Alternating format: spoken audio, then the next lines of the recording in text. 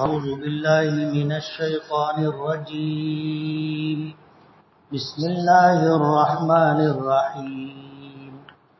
اعلموا أنما الحياة الدنيا لعب ولهو وزينة وتفاخر بينكم وتكاثر في الأموال والأولاد كمثل غيث أعجب الكفار نباته ثم يهيج فتراه مصفرا ثم يكون حطاما وفي الآخرة عذاب شديد ومغفرة من الله ورضوان وما الحياة الدنيا إلا متاع الغرور.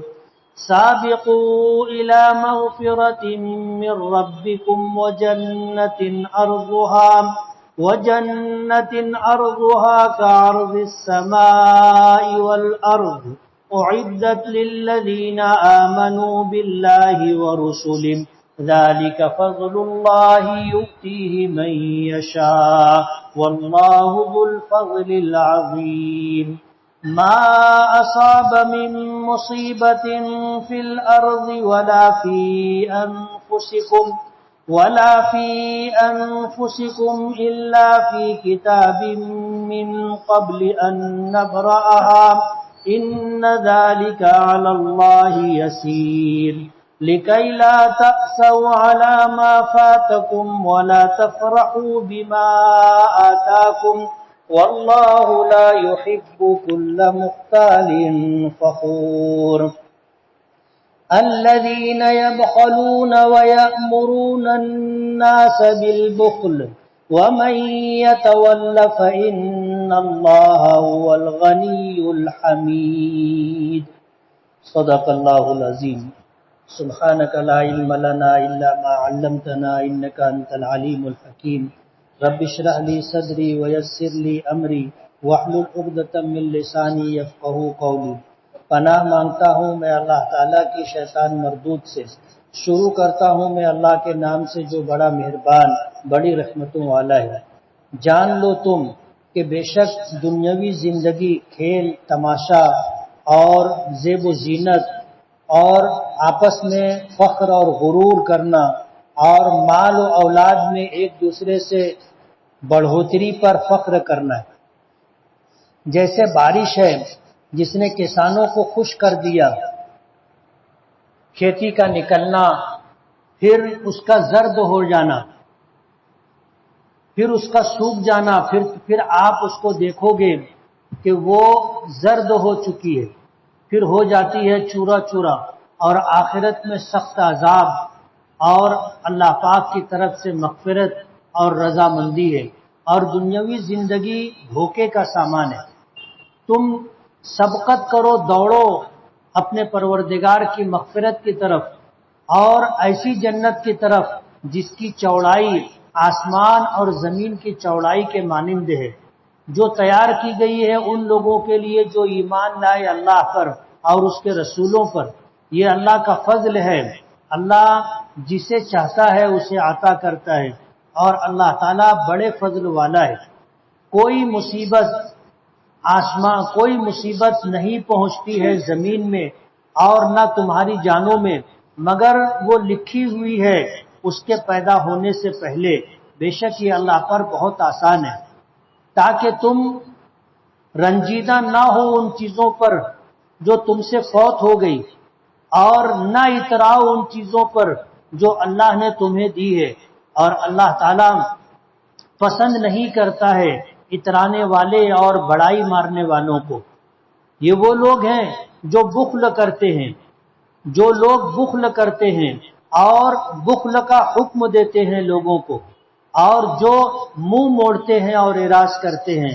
بے شک اللہ تعالیٰ وہ بے نیاز اور تمام خوبیوں کا مالک ہے، قابل تعریف ہے. یہ سورہ حدید کی چند آیتیں ہیں. آیات کا ترجمہ آپ نے سنا. اللہ تعالیٰ نے دنیاوی زندگی جس میں ہم اور آپ ہیں اس زندگی کا تعارف کروایا.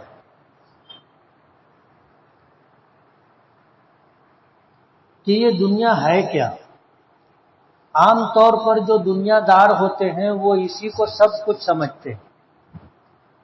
جیسے بابر بادشاہ مغلوں میں گزرا ہے، اور ان جیسے بھی بہت سارے لوگ گزرے جو یہ کہتے ہیں کہ بابر بعیش پوش کہ عالم دوبارہ نیست، کہ بابر عیش و عشرت کے اندر زندگی گزار لو، اس زندگی کے بعد کوئی دوسری زندگی نہیں ہے. جو لوگ ایمان نہیں رکھتے ان کا بھی یہی عقیدہ ہے، ان کا بھی یہی عقیدہ ہے کہ بس یہی دنیا دنیا ہے اور یہی سب کچھ ہے، اس کے بعد کچھ نہیں. تو ایمان سے محروم لوگ، وہ لوگ بھی دنیا کو ہی سب کچھ سمجھتے ہیں اور دنیا میں آنے کے مقصد کو بھول کر کے زندگی گزارتے. اس لیے اللہ پاک نے دنیا کا تعارف کروایا کہ دنیا ہے کیا. فرمایا کہ یہ دنیا کھیل تماشے کی جگہ ہے، یہ دنیا لعب کھیل تماشا ہے، اور یہ دنیا آپس میں ایک دوسرے پر فخر کرنے کی چیز ہے. آدمی بناؤ سنگھار کرتا ہے، آرائش و زیبائش کرتا ہے، اچھے مکانات بناتا ہے، اچھی سواریاں خریدتا ہے، استعمال میں رکھتا ہے، اور اس کے ذریعے سے ایک دوسرے پر فخر کرتے. کچھ لوگ ہوتے ہیں کہ اس نے ایسا مکان بنایا میں اس سے اچھا بناؤں گا، اس نے ایسی سواری لی میں اس سے اچھی سواری لوں گا، اس کے پاس ایسا کپڑا ہے میں اس سے اچھا کپڑا خریدوں گا. ایک دوسرے سے سبقت لے جانے کے لیے، ایک دوسرے کو نیچا دکھانے کے لیے اس طرح کی حرکتیں لوگ کرتے ہیں. وزینۃ وتفاخر بینکم، آپس میں ایک دوسرے پر فخر کرنے کے لیے.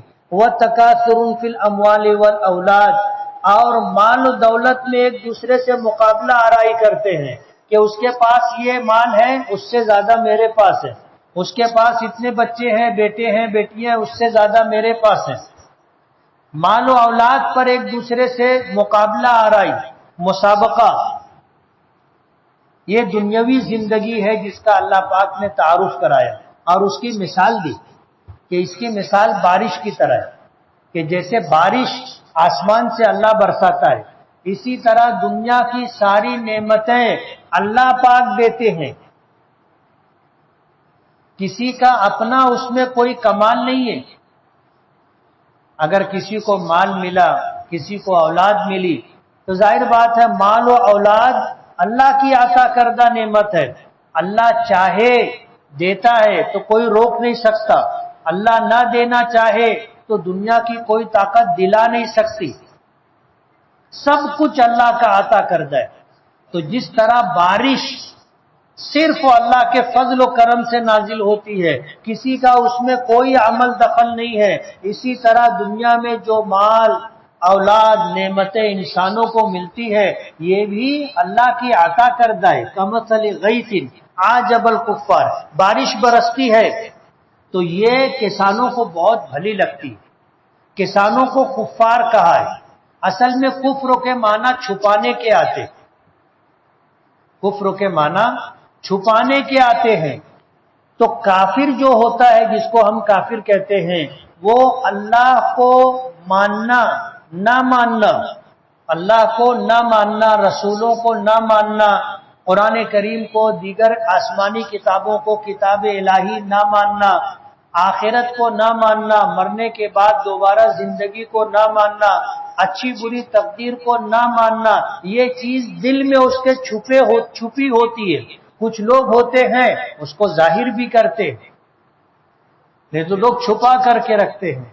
اور کسان بھی یہی کرتا ہے کہ بیج زمین میں چھپا دیتا ہے، ہل چلاتا ہے، اس کی گہرائی میں دانہ ڈال کر کے پھر اس کو مٹی میں ڈھانپ دیتا ہے، چھپا دیتا ہے. اس لیے اللہ پاک نے کسانوں کو کفار سے تعبیر کیا کہ بارش برستی ہے کسانوں کو بہت بھلی لگتی ہے. اس بارش کی وجہ سے جو ہریالی ہے اور جو پھل پھول غلے زمین میں دانے ڈال کر کے حاصل کرنے کی کوشش کی جاتی ہے، جب اس کا ظہور ہوتا ہے بارش کی پانی کی وجہ سے تو کافروں کو بہت اچھی لگتی ہے، اور اس کی سرسبزی و شادابی اور اس کا لہلہانا، ہوا چلتی ہے تو پھر کھیتی کو آپ دیکھو ایسے لہر کی طرح لہراتی ہے۔ یہ سب جس کی کھیتی ہوتی ہے، جو اس کا مالک ہوتا ہے، اس کو بہت اچھا لگتا ہے۔ فَتَرَاهُ مُصْفَرًّا، لیکن ظاہر بات ہے یہ کتنے دن، جو کاشت ہوتی ہے اس کا ایک پیریڈ ہوتا ہے، کوپل زمین سے نکلتی ہے، پھر دن بدن وہ بڑھتی جاتی ہے، اور 2 مہینہ 4 مہینہ 5 مہینے کے بعد فصل کاٹنے کا وقت آ جاتا ہے تو کسان پانی دینا بند کر دیتا، بارش بند ہو جاتی، پھر اس کی ہریالی ختم ہونے لگتی ہے، سوکھنے لگتی ہے، اور پھر بالکل سوکھ جاتی ہے۔ پھر کسان اسے کاٹ دیتا ہے، مزید سوکھنے کے لیے اسے چھوڑ دیتا ہے، پھر اس میں سے دانے نکالتا ہے، تو یہ پوری کھیتی جو ہوتی ہے اور اس سے جو فصل ہے یہ سب چورا چورا ہو جاتی۔ ثم یہیج، کسانوں کو اس کا سبزہ اگنا بہت اچھا لگتا ہے، پھر وہ لہلہاتی ہے، زور پر آتی ہے، پھر آپ اسے دیکھو گے کہ وہ زرد ہو جاتی ہے، ثم یکون حطاما، پھر چورا چورا ہو جاتی ہے۔ یہی حال دنیا کا ہے، کسی کے پاس بھی کوئی نعمت ہمیشہ نہیں رہتی۔ آپ غور کرو گے تو کل آپ کے پاس کچھ اور تھا، پرسوں کچھ اور تھا، اس سے پہلے کچھ اور تھا، آج کچھ اور ہے، کل کچھ اور رہے گا۔ جو نعمتیں ہمیں ملی ہے ان نعمتوں پر بھی فنا آتی ہے۔ ہم کپڑا پہنتے ہیں، ایک وقت آتا ہے وہ پرانا ہو جاتا ہے، ہم سواری خریدتے ہیں، ایک وقت آتا ہے وہ پرانی ہو جاتی ہے، ہم مکان بناتے ہیں، ایک وقت آتا ہے مکان پرانا ہو جاتا ہے، لوگ توڑ کر کے پھر نیا مکان بناتے ہیں، پرانی سواری بیچ کر نئی سواری لیتے ہیں، عید و بقرعید آتی ہے تو ہم لوگ نیا کپڑا خرید لیتے ہیں، پرانا چلتا کر دیتے۔ ہمارے پاس جو نعمتیں ہیں اس پر بھی فنا طاری ہوتی ہے، کوئی نعمت ہمیشہ باقی نہیں رہتی۔ جس طرح فصل تھی، زمین سے نکلی، بہت اچھی لگ رہی تھی، لیکن کتنے دنوں تک، ایک وقت آیا وہ چورا چورا ہو گئی۔ یہی حال ہمارے پاس جو کچھ ہے اس کا ہے۔ خود ہمارا اپنا حال دیکھ لو، بچپنا ہوتا ہے، نوجوانی آتی ہے، پھر جوانی رہتی ہے، پھر ادھیڑی آتی ہے، پھر بڑھاپا آتا ہے۔ ہمارے پاس بھی جو کچھ ہے وہ بھی سب جانے والا ہے۔ اسی لیے کسی شاعر نے کہا کہ ہوش و حواس، تاب و تواں سب ہی جا چکا، اب ہم بھی جانے والے ہیں، سامان تو گیا۔ آدمی کی عمر بڑھتی ہے، بینائی کمزور ہو جاتی ہے، عمر بڑھتی ہے، جسم کمزور ہو جاتا ہے، عمر بڑھتی ہے، ہاتھوں میں راشا آ جاتا ہے، دانت گرنے لگتے ہیں، بال سفید ہونے لگتے ہیں، یہ سب کچھ ہوتا ہے، اور یہ صلاحیتیں اور طاقتیں سب ختم ہوتی ہیں۔ اسی لیے شاعر نے کہا ہوش و حواس۔ بعض لوگوں کو آپ دیکھو گے بوڑھے ہوتے ہیں تو بوڑھے ہونے کے بعد ایک دم سدھ بدھ ختم ہو جاتی، بعض لوگ تو بچوں کی طرح ہو جاتے، تھوڑی دیر پہلے جو بات ہوئی بھول جاتے، کسی کے بارے میں پوچھیں گے یہ کون ہے، بتائیں گے کہ یہ اپنا فلاں فلاں رشتہ دار ہے، ہو گئی بات، تھوڑی دیر کے بعد پھر پوچھیں گے کہ یہ کون ہے۔ یہ سب ہوتا ہے ہمارے ساتھ۔ تو جو کچھ ہمارے پاس ہے وہ بھی کھیتی میں فصل کی طرح ہے، جس طرح وہ چند مہینوں میں ختم ہو جاتی ہے تو چند سالوں میں ہمارے پاس جو کچھ ہے وہ سب ختم ہو جاتا ہے۔ وَفِي الْآخِرَةِ عَذَابٌ شَدِيدٌ وَمَغْفِرَةٌ مِّنَ اللَّهِ وَرِضْوَانٌ، اور آخرت میں یا تو سخت عذاب ملے گا یا اللہ پاک کی مغفرت اور اللہ پاک کی خوشنودی اور رضامندی ملے گی، یہی دو چیز ہوگی، یہی دو چیز ہوگی۔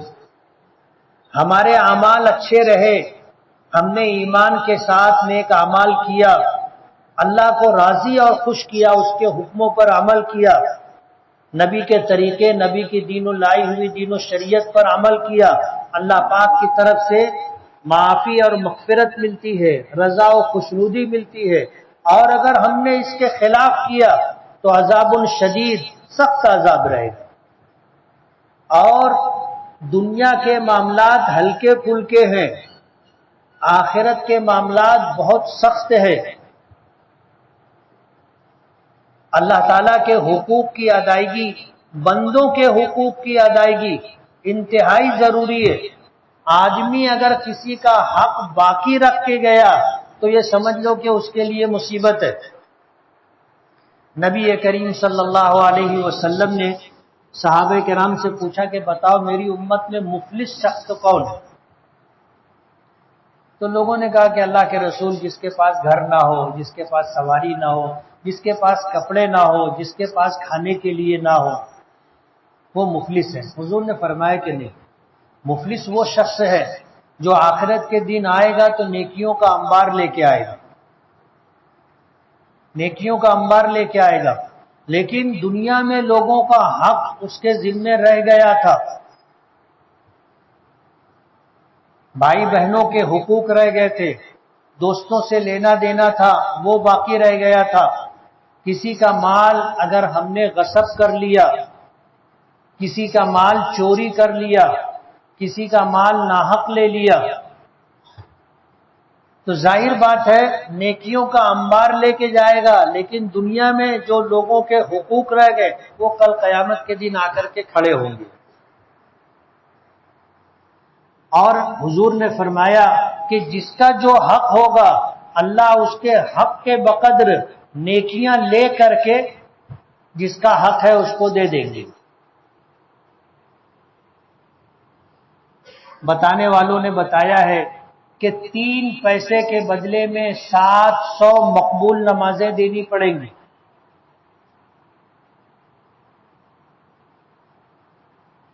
کتنے پیسے کے بدلے میں؟ 3 پیسے کے بدلے میں 700 مقبول نمازیں دینی پڑیں گی۔ اب آدمی دنیا میں اگر کسی کا حق اپنے ذمے باقی رکھ کے گیا تو کل قیامت کے دن وہ حقدار اپنا حق مانگنے آئے گا، اور اس کے پاس جو نیکیاں ہوں گی وہ نیکیاں لے کر کے اللہ پاک اس کے حق کے بقدر اس کو دیں گے۔ اگر اس کے پاس نیکی ختم ہو گئی تو پھر جس کا حق تھا اس کے گناہ اس کے اوپر ڈال دیے جائیں گے۔ علماء نے لکھا ہے کہ دنیا میں آدمی نے چوری نہیں کی تھی، کل چوری کا گناہ اس کے نام اعمال ہے۔ زنا نہیں کیا تھا، جوا نہیں کھیلا تھا، شراب نہیں پی تھی، جھوٹ نہیں بولا تھا، غیبت نہیں کی تھی، یہ سارے گناہ اس کے جس کا حق تھا اس کے نام اعمال میں سے نکال کر اس کے نام اعمال میں ڈال دیا جائے گا۔ اب ظاہر بات ہے اب اس کے پاس نیکیاں تو ہے نہیں اور اس کا نام اعمال گناہوں سے بھرا ہوا ہے، صرف گناہ، پھر اسے جہنم میں ڈال دیا جائے گا۔ حضور نے فرمایا میری امت کا مفلس شخص یہ ہے۔ آج ہم لوگ اس کو بہت آسان سمجھتے اور اس پر توجہ نہیں دیتے۔ کل قیامت کے دن یہ چیزیں ہماری نجات کے لیے روڑا بن جائے گی، جنت میں داخلے کے لیے رکاوٹ بن جائے گی۔ اور ظاہر بات ہے کہ جب ایسا ہوگا تو اللہ کی مغفرت سے اور اللہ کی رضا و خوشنودی سے آدمی محروم ہو جائے گا۔ وفی الآخرۃ عذاب شدید، اور پھر اس کے لیے سخت عذاب ہوگا۔ یا تو اللہ پاک کی طرف سے معافی، مغفرت اور رضامندی و خوشنودی ہوگی۔ وَمَا الْحَيَاةُ الدُّنْيَا إِلَّا مَتَاعُ الْغُرُورِ، اور یہ دنیاوی زندگی دھوکے کا سامان۔ تھوڑے سے پیسوں کے لیے آدمی اپنی آخرت خراب کر لے گا، تو یہ دھوکے کا سامان ہے۔ کسی کے ساتھ یہ دنیا جانے والی نہیں، کسی کے ساتھ جانے والی دنیا یہیں رہے گی۔ اگر کسی کے ساتھ اس کی قبر میں مال رکھ بھی دیا گیا تو ظاہر بات ہے وہ آخرت میں چلا جائے گا، ایسا تو ہے نہیں، کھودنے والے کھود کے نکال لیں گے۔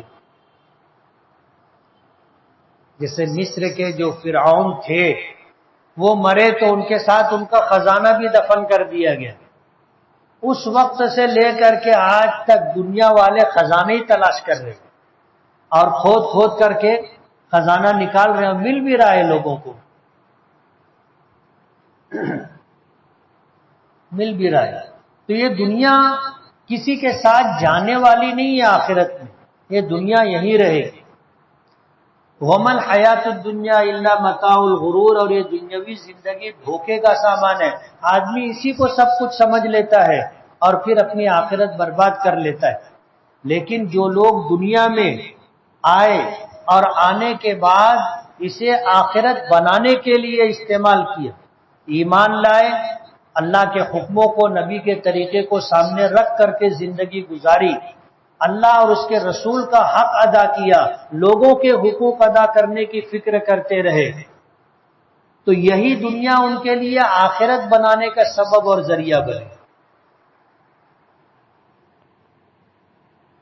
اس دنیا میں رہتے ہوئے اللہ پاک کا حکم یہ ہے کہ اپنے پروردگار کی مغفرت اور اس جنت کی طرف دوڑو، سبقت کرو، تیز چلو۔ اللہ کی جنت کی چوڑائی کتنی ہے؟ آسمانوں اور زمین کی چوڑائی کے مانند۔ ظاہر بات ہے یہ چوڑائی ہے تو لمبائی تو اس سے زیادہ ہوگی نا، چوڑائی سے زیادہ لمبائی ہوتی ہے، چوڑائی کا سائز کم ہوتا ہے، اس لیے یہ آسمان و زمین کی چوڑائی جتنی ہے جنت کی چوڑائی اس سے زیادہ ہے۔ لمبائی کتنی ہوگی اللہ بہتر جانتا ہے۔ حدیث پاک میں آتا ہے کہ ایک جنتی جنت میں اسے جو درخت اللہ پاک عطا کریں گے تو ایک درخت ایسا ہوگا کہ اس کے سائے میں ایک تیز رفتار گھوڑا 100 سال چلے گا تو اس کے سائے سے باہر نہیں نکل سکے گا۔ ایسے کتنے درخت اللہ دیں گے اللہ بہتر جانتا ہے۔ آتا ہے نا حدیث پاک میں، حضرت ابراہیم سے نبی کریم صلی اللہ علیہ وسلم کی معراج میں ملاقات ہوئی تھی، تو حضرت ابراہیم نے ہمیں سلام بھیجا تھا، پیچھے میں نے کہا تھا کہ سب کہو وعلیہ السلام، اور اس کے بعد یہ پیغام دیا تھا کہ اپنی امت سے کہنا کہ جنت چٹیل میدان ہے، ایک مرتبہ سبحان اللہ کہنا ایک درخت لگاتا ہے، الحمدللہ کہنا ایک درخت لگاتا ہے، اللہ اکبر کہنا ایک درخت لگاتا ہے، لا الہ الا اللہ کہنا ایک درخت لگاتا ہے۔ اب جو آدمی جتنا زیادہ ذکر کرے گا اتنے زیادہ درخت ہوں گے، اور ہر درخت ایسا ہوگا کہ اس کے سائے میں تیز رفتار گھوڑا 100 سال چلے گا تو اس کے سائے سے باہر نہیں نکل سکے۔ کتنی بڑی جنت اللہ پاک عطا کرے گی۔ فرمایا کہ اعدت للذین آمنوا باللہ ورسولہ، یہ جنت تیار کی گئی ہے ان لوگوں کے لیے جو ایمان لائے اللہ پر اور اس کے رسولوں پر۔ اب ظاہر بات ہے کہ ایمان لائے تو ایمان کے تقاضے بھی ہیں، اور وہ تقاضے یہ ہے کہ آدمی عمل کرے، اللہ کے حکموں کی تعمیل، نبی کے طریقے کی اتباع و پیروی کرے۔ ذالک فضل اللہ یؤتیہ من یشاء، اور یہ ایمان لانا اللہ کا فضل ہے، اللہ جسے چاہتا ہے اسے عطا کرتا ہے۔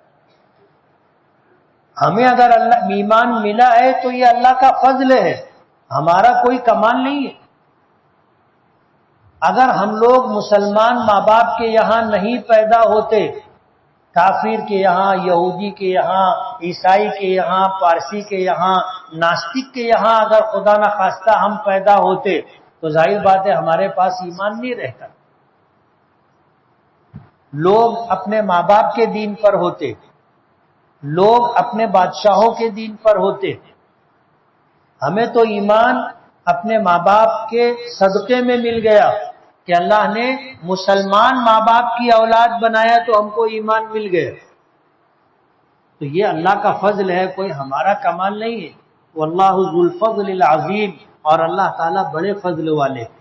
اس کے بعد اس دنیاوی زندگی کے متعلق اللہ پاک فرماتے ہیں کہ دنیا میں رہتے ہوئے جو مصیبتیں تم تک پہنچتی ہیں یا تمہاری جانوں میں جو حالات آتے ہیں، نقصان ہوتا ہے، یہ سب کچھ ان چیزوں کے وجود میں آنے سے پہلے اللہ پاک نے لوح محفوظ میں لکھ رکھا ہے، جس کو ہم تقدیر کہتے ہیں۔ حدیث پاک میں آتا ہے کہ اس دنیا کو پیدا کرنے سے 50,000 سال پہلے اللہ نے ہم سب کی تقدیر لکھ دی تھی۔ اللہ کا علم ہے، جسے ما کان ما یکون کہتے ہیں، کہ ہمیشہ سے ہے اور ہمیشہ رہے گا، ازل سے ہے، ابد تک اللہ کا علم ہے۔ تو ہمارے دنیا میں آنے سے پہلے ہمیں کیا ملنا ہے، نہیں ملنا ہے، کیا حالات رہیں گے، راحت و آرام، تکلیف، مصیبت، بیماری، تندرستی، یہ سب اللہ کو معلوم، اللہ نے لکھ رکھا ہے، اور یہ سب کچھ ہمارے ساتھ پیش آئے گا۔ اور یہ بتانے کا مطلب یہ ہے کہ جب یہ سب کچھ پہلے سے ہے تو ہمیں اللہ کے ہر فیصلے پر راضی رہنا چاہیے۔ اگر نعمتیں ملی ہیں تو اللہ کا شکر ادا کرنا چاہیے۔ اگر کوئی مصیبت اور پریشانی آئی ہے تو ہمیں اللہ کا فیصلہ سمجھ کر کے اسے بررضا و خوشنودی اسے برداشت کرنا چاہیے، صبر کرنا چاہیے، شکوے شکایات نہیں۔ یہ اللہ کا فیصلہ ہے اور اللہ کے فیصلے کو قبول کرنا ہے۔ تو یہ سب کچھ دنیا میں جو مصیبتیں آتی ہیں، سیلاب آیا، قحط سالی ہوئی، حالات خراب ہو گئے، امن و امان تباہ و برباد ہو گیا، دکانیں جلا دی گئیں، لوٹ لی گئیں، گھر لوٹ لیے گئے، بلڈوزر سے ڈھا دیے گئے، یہ سب دنیاوی مصیبت ہے۔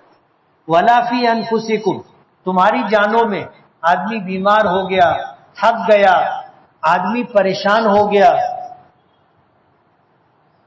کسی کا انتقال ہو گیا، ہاتھ پیر ٹوٹ گئے، بینائی نہیں ملی، آدمی گونگا یا بہرا رہ گیا، یہ ہماری جانوں کا نقصان ہے۔ یہ سب کچھ ہمارے پیدا ہونے سے پہلے، اس دنیا کے وجود میں آنے سے 50,000 سال پہلے سے لکھا ہوا ہے۔ اس لیے نعمتوں کے ملنے پر اللہ کا شکر ادا کریں، اور حالات آئیں تو برداشت کریں، شکوے شکایات نہیں۔ ان ذالک علی اللہ یسیر، اور یہ سب کچھ اللہ کے لیے بہت آسان ہے۔ اور ایسا کیوں ہے، یہ بات ہمیں کیوں بتائی جا رہی ہے؟ تاکہ تم رنجیدہ نہ ہو ان چیزوں پر جو تم سے فوت ہو گئی، نقصان ہو گیا ہمارا، افسوس مت کرو، اللہ کے فیصلے پر راضی رہو۔ وقتی طور پر آدمی متاثر ہوتا ہے، لیکن یہ سمجھ لیا کہ یہ اللہ کا فیصلہ ہے، اللہ اس کے بدلے میں مجھے دنیا اور آخرت کے اندر راحت نعمت دے گا۔ تو جو چیزیں تم سے فوت ہو جائے اس پر افسوس مت کرو، اور جو نعمتیں اللہ عطا کرے اس پر اتراؤ مت، فخر، غرور اور تکبر مت کرو، اس میں تمہارا کوئی کمال نہیں ہے، یہ تو اللہ نے دے دیا تو تمہارے پاس ہے، نہ دیتا تو کوئی نہیں دیتا۔ اس لیے نعمتوں کے ملنے پر اتراؤ مت، اللہ تعالیٰ اترانے والے اور فخر کرنے والوں کو پسند نہیں کرتا۔ وہ لوگ جو خود بخیل ہے، یعنی اللہ کے راستے میں خرچ نہیں کرتے، وَيَأْمُرُونَ النَّاسَ بِالْبُخْلِ، اور لوگوں کو اللہ کے راستے میں خرچ کرنے سے روکتے ہیں، وَمَن يَتَوَلَّ، اور جو آدمی اللہ کے دین و شریعت سے منہ موڑ کر، احکام سے منہ موڑ کر زندگی گزار رہا ہے تو وہ اپنا نقصان کرے، اللہ کا کچھ نہیں بگڑتا۔ فَإِنَّ اللَّهَ هُوَ الْغَنِيُّ الْحَمِيدُ، بے شک اللہ تعالیٰ بے پرواہ ہے، بے نیاز ہے، قابل تعریف ہے۔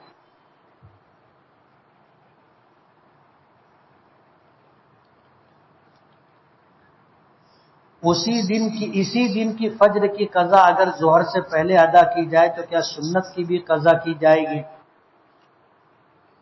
زوال سے پہلے، بعض لوگوں نے زہوہ کبریٰ سے پہلے، آپ سمجھ لو کہ ظہر سے پہلے، زوال سے پہلے اگر آپ فجر کی قضا کر رہے ہیں تو سنتوں کی بھی قضا کرے گی، اور اگر زوال ہو چکا ہے تو صرف فرض کی قضا کریں گے. اس کے علاوہ کسی سنت کی قضا نہیں، صرف فجر کی 2 رکعت سنت کی قضا ہے.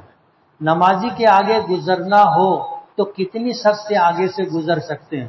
فقہا نے لکھا ہے کہ اگر ایک آدمی نماز پڑھ رہا ہے اور اس کی نظر سجدے کی جگہ پر ہے تو اس کو آگے کہاں تک دکھائی دیتا ہے؟ نظر یہاں پر ہے، آگے کہاں تک دکھائی دیتا ہے؟ اس کے آگے سے گزر سکتے، یعنی 3 صف آگے سے گزر سکتے ہیں. گھر سے وضو کر کے نماز کے لیے مسجد جاتے وقت کوئی کسی کو گالی دے اور وہ آواز اپنے کانوں میں آئے تو کیا وضو ٹوٹ جاتا ہے؟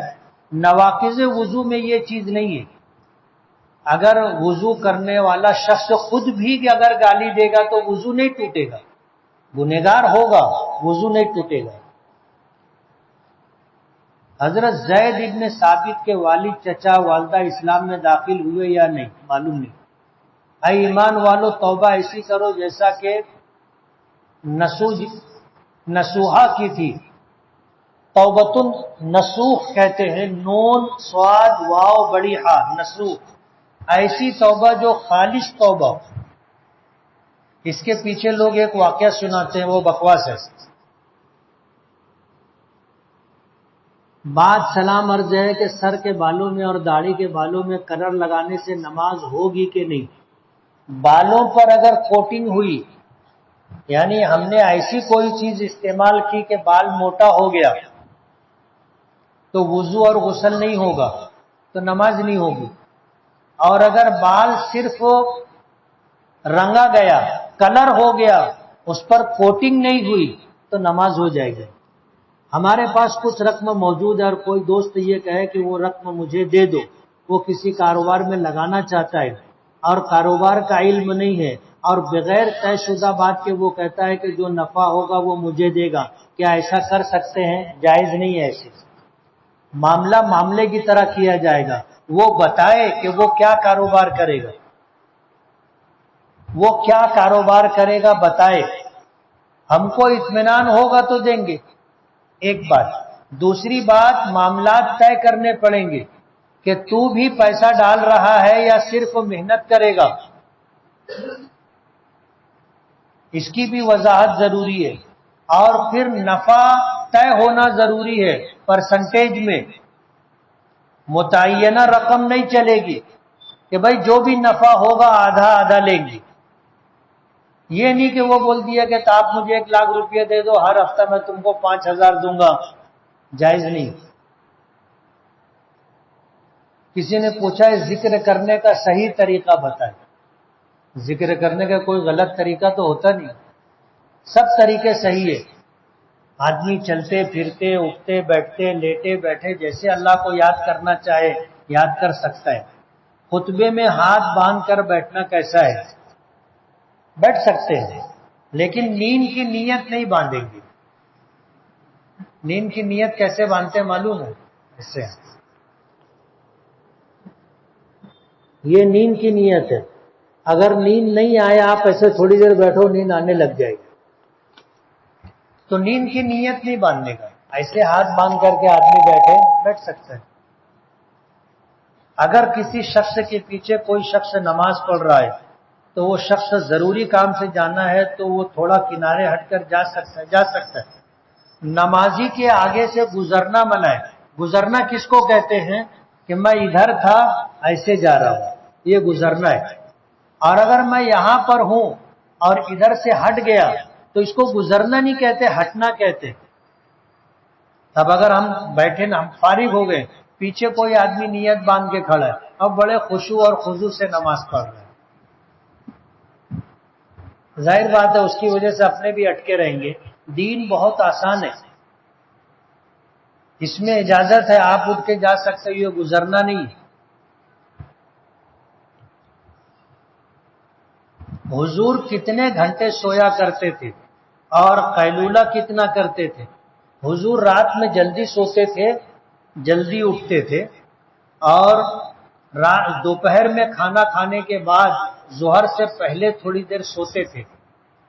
ہم لوگوں کا کھانا ظہر کے بعد ہوتا ہے تو سونا لمبا ہوتا ہے. اوجڑی کھانا کیسا ہے؟ جائز ہے. اوجڑی ہے جس میں غلاظت رہتی ہے، اور گردہ ہے جس میں پیشاب گزرتا ہے، حلال ہے، کھا سکتے ہیں. اگر بلی منہ میں دودھ میں منہ ڈال دے تو وہ دودھ پی سکتے ہیں یا نہیں؟ بلی کا جھوٹا ناجائز اور ناپاک نہیں ہے، مکروہ ہے. پینا چاہے تو پی سکتے ہیں.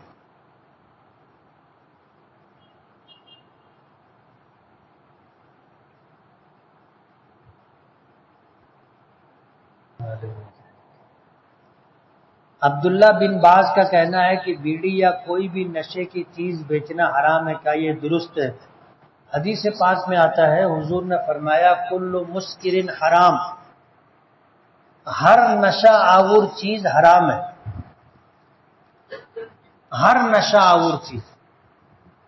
اب ابھی جو لوگ گٹکا کھاتے ہیں، تمباکو کھاتے ہیں، وہ بھی نمبر والا، 200 300 400 معلوم نہیں کتنا نمبر ہوتا ہے. ظاہر بات ہے یہ بھی نشہ آور ہے. جو آدمی پان نہیں کھاتا تمباکو کو آپ اس کو کھلا دو، اس کو چکر آنے لگے گا. اس میں بھی نشہ ہے.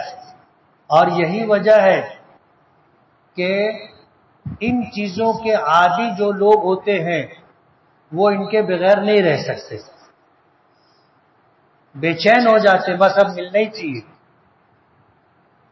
رمضان میں جیسے ہی روزہ کھولتے پہلے بیڑی جلاتے. ان کے خون میں نکوٹین ہوتا ہے، اس سے آدمی ایک دم بے چین ہو جاتا. جب تک آدمی نشہ نہیں کرے گا اس کو سکون نہیں ہوگا. ہر نشہ آور چیز حرام ہے. اب تمباکو وغیرہ کے سلسلے میں علماء نے اختلاف کیا ہے، کوئی حرام کہتا ہے، کوئی حرام نہیں، مکروہ کہتا ہے. اب ظاہر بات ہے جو حرام کہتے ہیں وہ اس کی خرید و فروخت کو بھی حرام کہتے ہیں، جو مکروہ کہتے ہیں وہ اس کی خرید و فروخت کو مکروہ کہتے ہیں. اگر ہمیں معلوم ہے کہ یہ آدمی زانی ہے تو اس کے ساتھ کیا سلوک کیا جائے؟ اگر وہ قریبی ہے تو کیا کیا جائے؟ اگر ہمیں پتا ہے کہ وہ گناہ کرتا ہے، ہم نے اس کو روکنے کی کوشش کی ہے، اگر وہ مان گیا تو اس کے ساتھ رہنا چاہیے. اور اگر سمجھانے بجھانے کے بعد بھی وہ مانتا نہیں ہے تو گنہگاروں کے ساتھ نہیں رہنا چاہیے. اس سے تعلقات بس دور کی دعا اور سلام رکھنے کا، ساتھ میں اٹھنا بیٹھنا کھانا پینا گھومنا پھرنا یہ سب نہیں رکھنے کا. وتر کی نماز میں ہم دعائے قنوت پڑھتے ہیں. ہم لوگ کہتے ہیں وَنَتْرُكُ مَنْ يَفْجُرُكَ وَنَخْلَعُ وَنَتْرُكُ مَنْ يَفْجُرُكَ، کہ جو تیری نافرمانی کرتا ہے ہم اس کو چھوڑ دیتے اور ہم اس سے علیحدگی اختیار کر لیتے. یہ ہے اس کا مطلب. اس لیے جس آدمی کے بارے میں ہمیں پتا ہو کہ یہ شرابی ہے، یہ زانی ہے، یہ جواڑی ہے، ایسے لوگوں کے ساتھ نہیں رہنا چاہیے. بلی پالنا کیسا ہے؟ جائز ہے. میرے ہاتھ پیر میں جھنجھنی بھر جاتی ہے، اس کا کچھ ورد اور کپ کپی آ جاتی ہے، بتائیں. کچھ بھی خیالات آتے ہیں. خیالات کے تعلق سے تو آتا ہے کہ آدمی روزانہ 25 مرتبہ بسم اللہ کے ساتھ قل ہو اللہ کی پوری سورت پڑھے اور اپنے سینے پر دم کرے تو خیالات آنے انشاءاللہ بند ہو جائیں گے. اور یہ جھنجھنی وغیرہ جو آتی ہے اس کے لیے کوئی ورد نہیں ہے، آدمی کرے تو استغفار اور درود شریف پڑھے. آن لائن ایپ سے پیسہ کمانا جائز ہے یا نہیں؟ جائز ہے.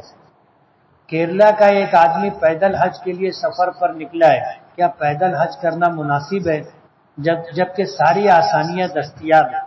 اگر ساری آسانیاں دستیاب ہیں اور آدمی کی حیثیت ہے تو بلا وجہ اپنی جان کو مشقت میں نہیں ڈالنا چاہیے. اور اگر غریب آدمی ہے تو اس پر حج فرض نہیں ہے. غریب آدمی ہے تو اس پر حج فرض نہیں ہے. جب حج فرض نہیں ہے تو کوئی نفل کام اتنی مشقت کے ساتھ کرنا مناسب نہیں. ایک پیدل حج وہ کہلاتا ہے کہ آدمی مکے سے مینا جائے، مینا سے عرفات جائے، عرفات سے مزدلفہ آئے، مزدلفہ سے مینا آئے، مینا سے مکہ آئے، یہ پیدل حج ہے۔ یہ پیدل حج جو ہے یہ تو بلا اپنی جان مشقت میں ڈالنا ہے۔ ظاہر بات ہے نیتوں کا حال اللہ جانتا ہے، اس کے دل میں کیا ہے، اس کی نیت کیا ہے، اللہ بہتر جانتا ہے۔ ہمارا اس کے اوپر کوئی تنقید یا تجزیہ تبصرہ نہیں ہے، ایک عمومی مسئلہ میں بتا رہا ہوں کہ اگر سہولتیں ہیں تو آدمی کو سہولت استعمال کرنا چاہیے۔ حدیث پاک میں آتا ہے ان اللہ یحب ان یرا اثر نعمته علی عبده، اللہ تعالیٰ اس بات کو پسند کرتا ہے کہ اللہ نے جو نعمتیں دی ہیں وہ نعمتیں بندے پر دکھائی دے۔ اب کپڑا ہے آدمی نہیں پہن رہا ہے، ٹھنڈی کا زمانہ ہے، سوٹر ہے، جیکٹ ہے، نہیں پہن رہا، کانپ رہا ہے۔ اچھے کپڑے ہیں اور لوگ پھٹے کپڑے پہنتے۔ ابھی تو لوگ دیکھو پینٹ ادھر سے پھٹی، ادھر سے پھٹی، ادھر سے پھٹی، کچھ دنوں میں آپ دیکھو گے پیچھے سے بھی پھٹی رہے گی۔ بیوقوف لوگ ہیں، جائز نہیں ہے، اللہ کو ناراض کرنے والا ہم۔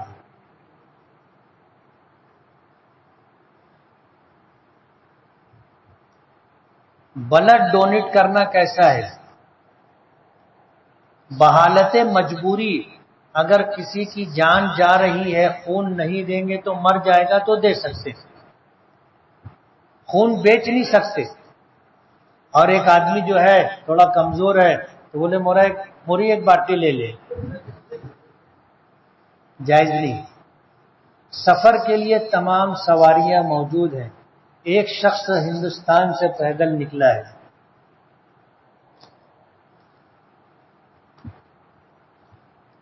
زید کی والدہ کا انتقال اس کے نانا کی موجودگی میں ہو گیا تھا۔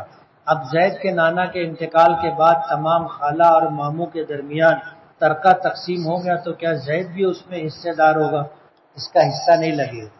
بچی کا نام ممتحنہ رکھنا کیسا ہے؟ رکھ سکتے، قرآن کریم کی ایک سورت کا نام ہے۔ حفظ پکا کیسے ہوگا؟ روزانہ 3 پارہ، پہلے ایک مرتبہ پورا یاد کرے محنت کر کے، پھر روزانہ 3 پارہ دیکھ کر کے پڑھے، یاد رہے گا انشاءاللہ۔ استاذ کو حضرت بولنا کیسا ہے؟ بول سکتے، جائز ہے۔ قرآن کریم میں کتنی مرتبہ لفظ احمد آیا ہے؟ 1 مرتبہ ہے۔ کسی وجہ سے روزہ ٹوٹ گیا مگر مجھے اس کا علم نہیں تھا، تو اب مجھے اس کا علم ہوا ہے تو اس کا گناہ ملے گا، روزے کی قضا کرنی پڑے گی۔ اور روزہ ٹوٹا ہے تو کیسے ٹوٹا ہے؟ روزہ ٹوٹا ہے تو کیسے ٹوٹا ہے؟ جیسے روزہ نام ہے، آدمی کھانے پینے اور ہم بستری کرنے سے رک جائے۔ اگر جان بوجھ کر کے کھایا ہے، پیا ہے یا ہم بستری کی ہے تو 1 روزے کے بدلے میں قضا کا 1 روزہ، اور جان بوجھ کر کے روزہ توڑا ہے تو 60 روزے کفارے کے رکھنا پڑیں گے، اور یہ بھی 60 روزے مسلسل رکھنے پڑیں گے۔ بیچ میں ناغا ہوا وہاں سے 60۔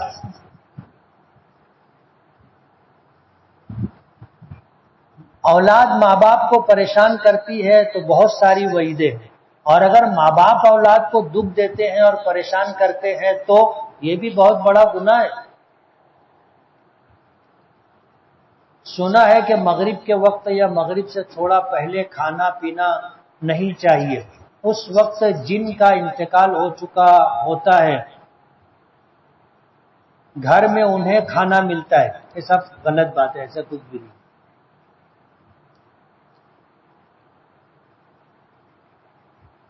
کیا یہ بات صحیح ہے کہ جو حج کر کے واپس آتے ہیں ان کی دعائیں حج کے بعد 40 دن تک قبول ہوتی؟ صحیح بات ہے، حدیث میں آتا ہے۔ اماوس کیا ہے؟ شریعت میں اماوس کچھ بھی نہیں۔ ہندوؤں کے یہاں یہ ہے کہ چاند نظر آئے اس سے پہلے 1 دن یا 2 دن چاند آسمان سے غائب رہتا ہے، اس کو اماوس کے دن کہتے ہیں، اور غیر مسلم اسے منحوس سمجھتے ہیں، ایسا کچھ بھی نہیں۔ جمعہ کے دن سورہ کہف، سورہ یاسین، سورہ جمعہ پڑھنے کی کیا فضیلت ہے؟ بہت فضیلت ہے، پڑھنا چاہیے۔ اور ایسا ضروری نہیں ہے کہ ہر چیز کی فضیلت معلوم.